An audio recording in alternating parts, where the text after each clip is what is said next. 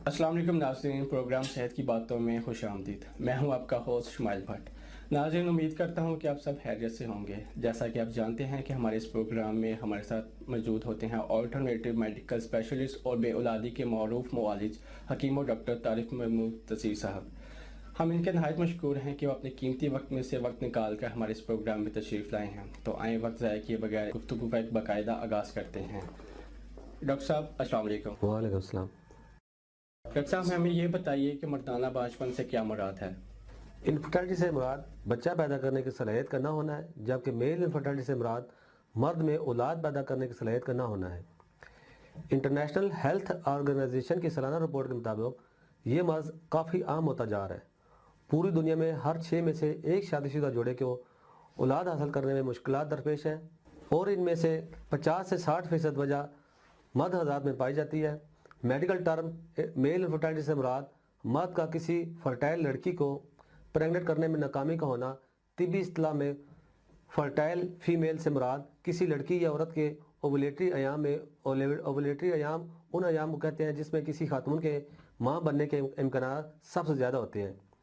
इन अयाम में जो हर महीने 5 से 6 दिन पर मुश्तमिल होते हैं, इन अयाम में ओवरी में से एग्स खारिज होते हैं। मेल इनफर्टिलिटी की टर्म को अगर मुख्तसर बयान करूं तो इससे मुराद सीमन की क्वालिटी और क्वांटिटी में ख़राबी है। डॉक्टर साहब, ये बताइए कि मेल इनफर्टिलिटी की क्या वजूहात हैं? मेल इनफर्टिलिटी के वजूहात को 3 कैटेगरीज में डिवाइड किया जाता है।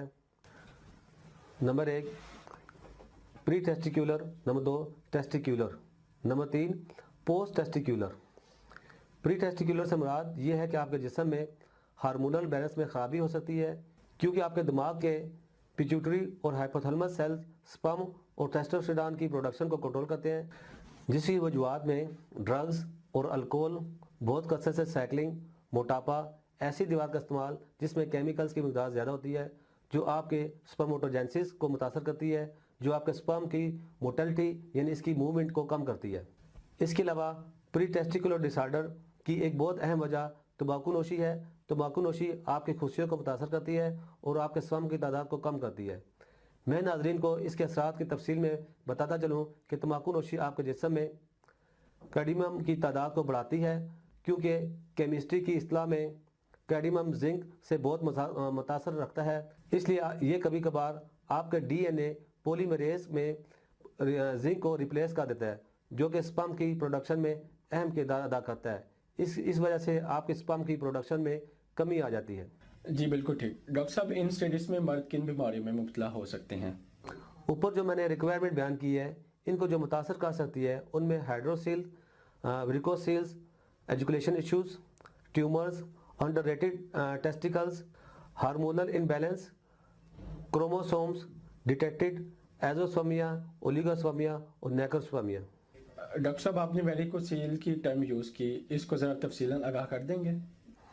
वेरिकोसील से मुराद खुशियों यानी टेस्टिकल की जिल्द स्कार्टम में जो वेन्स होती है इनका फूल जाना है। स्कार्टम से मुराद इंसानी जिस्म की वो थैली है जिसमें टेस्टिकल मौजूद होते हैं। ये मर्ज बेशतर औक़ात लेफ़्ट टेस्टिकल की वेन्स में होता है। वेरिकोसील एक काफ़ी कम्प्लेक्स टर्म है, इसको अपने नाज़रीन को एनिमेशन के से समझाना चाहूँगा। इंसान के रिप्रोडक्टिव सिस्टम में टेस्टिकल शामिल होते हैं, जो कि टेस्टिकल के गिर्द ढीली स्किन स्कार्टम में मौजूद होती है। इन टेस्टिकल्स में रिप्रोडक्टिव सेल्स यानी कि स्पर्म बनते हैं। इन्हीं टेस्टिकल्स में टेस्टोस्टेरोन भी पैदा होते हैं। ये टेस्टोस्टेरोन आपकी मसल के स्ट्रेंथ और सेक्सुअल कुव्वत के लिए यूज़ होते हैं। स्कार्टम हमारे इन टेस्टिकल को ठंडा रखता है, जिससे हमारे स्पर्म प्रोडक्शन के लिए टेम्परेचर मौजूद रखता है। हर स्कार्टम टेस्टिकल्स के अंदर स्पर्मेटिक कार्ड के ज़रिए लटके होते हैं और स्पर्मेटिक कार्ड के अंदर काफ़ी वेन्स होती हैं और वेन जिसमें स्पर्म ट्रेवल करते हैं इसको वेन्स डिफरेंस कहते हैं। जबकि एक वेन जिसका नाम टेस्टिकुलर आर्टरी है, ये खून को टेस्टिकल तक लेकर आती है, जबकि खून टेस्टिकुलर से वापस पेम्पेनिफॉर्म प्लेक्स के ज़रिए जाता है। पेम्पेनिफॉर्म प्लेक्स से खून टेस्टिकुलर वेन्स में जाता है। इन वेन्स में वन वे वाल्व सेल्स होते हैं जो कि खून को वापस टेस्टिकल में जाने से रोकते हैं। वेरिकोसील का मर्ज इंसान को तब लाक होता है जब टेस्टिकल वेन में मौजूद ये वाल्व डैमेज हो जाते हैं, ये अपना काम सही तरह से अंजाम नहीं दे पाते, यानी कि ये वाल्व ठीक तरीके से बंद नहीं हो पाते, جس کی وجہ سے خون واپس ٹیسٹیکل کی طرف جانا شروع ہو جاتا ہے. اب چونکہ بائیں طرف کے وین دائیں طرف وین کی نسبت زیادہ سیدھی اور لمبی ہوتی ہے، خون کی اس حرکت کی وجہ سے پیمپینیفارم پلینس کی وینز پھول جاتی ہیں، جس کی وجہ سے ٹیسٹیکلز کا ٹمپریچر بڑھ جاتا ہے. ٹیسٹیکل کے لیے سپرم کی پروڈکشن مشکل بنا دیتی ہے، جو کہ مردانہ بانجھ پن کا باعث بنتی ہے. سپرم کے علاوہ یہ ٹیسٹوسٹیرون کی تعداد کو بھی کم کر دیتی ہے، جس کی وجہ سے آپ کے کئی سیکسول پرابلم میں مبتلا ہو جاتے ہیں. جی بالکل ٹھیک. ڈاکٹر صاحب، آپ نے اپنے پچھلے کوشچن میں جو ٹرم یوز کی ہے ایزوسپرمیا، نیکروسپرمیا اور اولیگوسپرمیا، اس کو ذرا تفصیلاً بیان کر دیں. اولیگوسپرمیا سے مراد آپ کے اخراج شدہ سیمن میں سپرم کی تعداد کا کم ہونا. 1999 میں ورلڈ ہیلتھ آرگنائزیشن کی طے کردہ سٹینڈرڈ کے مطابق اخراج شدہ سیمن میں ایکٹیو سپرم کی تعداد اگر 1 ml میں 20 ملین سے کم ہوئی ہو تو اس کو اولیگوسپرمیا کہا جائے گا. اگر کم سپرم ہونے کے باعث آپ کے سپرم کا ایگ فرٹیلائزیشن تک کا سفر مشکل ہو جاتا ہے اور آپ مردانہ بانجھ پن کا شکار ہو سکتے ہیں. یہ آپ کو ہارمونل ان بیلنس کی وجہ سے بھی لاحق ہو سکتا ہے، جبکہ اس کی سب سے بڑی وجہ ویریکوسیل ہے، جس کی وجہ سے آپ کے ٹیسٹیکل کا ٹمپریچر بڑھ جاتا ہے اور آپ کے اولیگوسپرمیا کا شکار ہو جاتے ہیں. منی میں سپرم کی غیر موجودگی ایزوسپرمیا. منی میں سپرم کا بالکل موجود نہ ہونا ایزوسپرمیا کہلاتا ہے.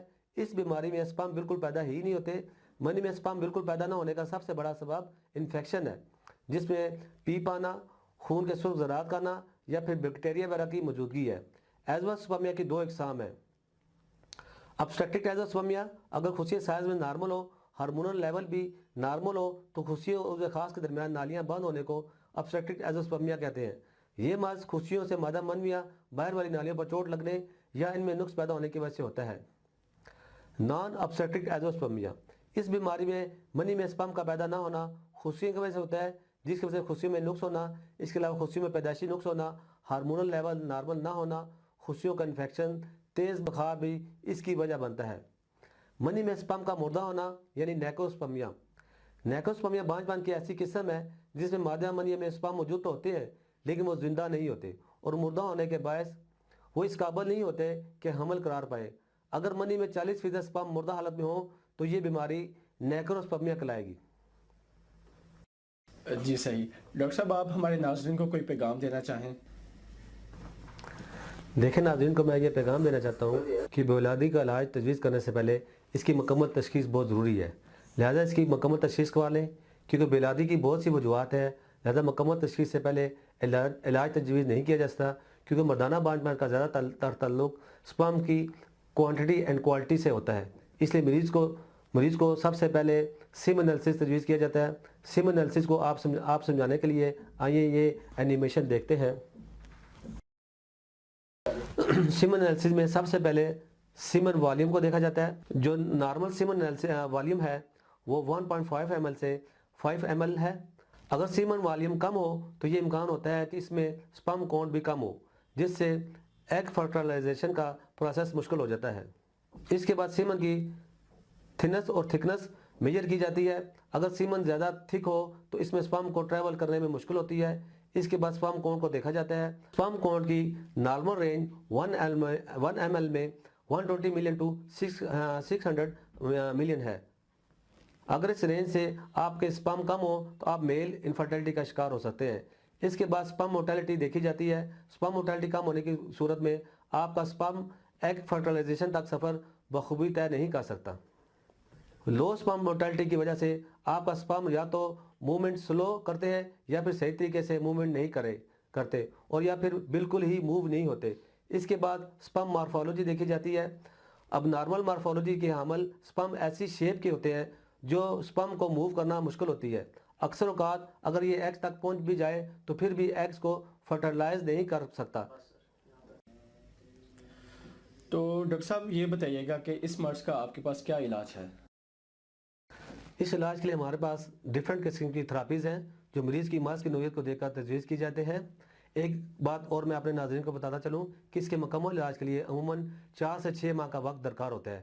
لہذا علاج مکمل کروانا چاہیے. جو ہمارے زیادہ سکسیسفل کورسز ہیں وہ آپ سکرین پر دیکھ سکتے ہیں.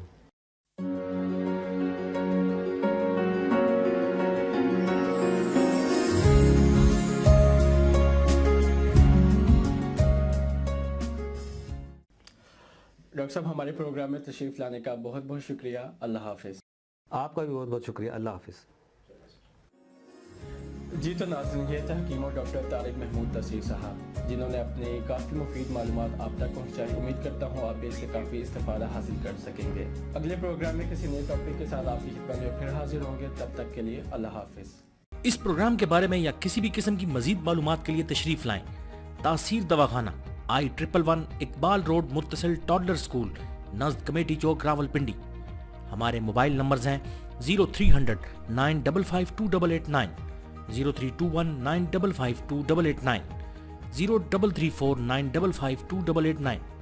हमारे लैंडलाइन नंबर्स हैं 051 5777 696, 051 5777 697, 051 5777 3239, 051 5530 536। हमारे नुमाइंदे से बात करने के लिए इन नंबर्स पर राब्ता करें 0336 5777 696, 0336 5777 697, 0333 550 1390, 0323 550 1390।